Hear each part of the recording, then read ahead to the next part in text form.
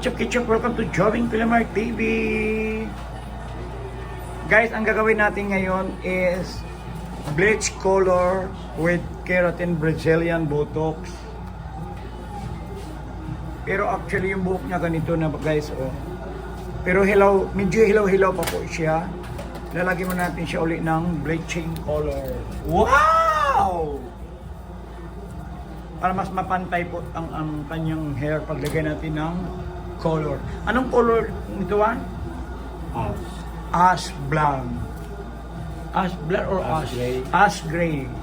Basta yun na yun, abangan nyo lang mamaya guys ha. Yan, nilalagyan muna siya ng bleach color. Papantayin natin actually yung road to in, yung color niya. Bago natin lagyan po siya ng ash gray color ha. Abangan nyo mamaya ha, bantay lang kayo. Yes guys, nilagyan na po namin siya na ngayon ng ash gray color. Ayan, abangan natin ito mamaya. Ayan po. Ayan. Abangan natin ito mamaya guys ha, kung ano ang resulta. Kasi may Brazilian pa po siya ha. Bantay lang kayo. Yan na, ito na finish contract na po yung ano natin po. Yung bleach color po. Kasi nag-black si ma'am.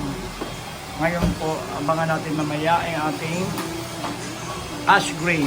Yes guys, yan na po guys ang color na ash gray. After 10 minutes pa muna, bago natin babanawan. Yan.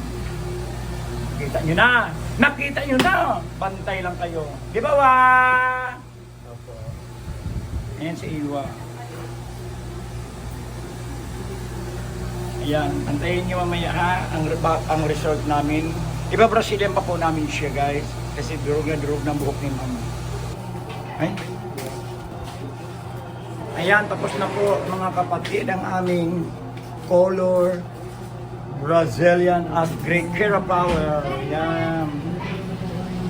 Yan. Ito, ang buhok na kanina kasi ano na dry talaga to kanina at saka black na black. Nag-black ang lola mo, si Madam.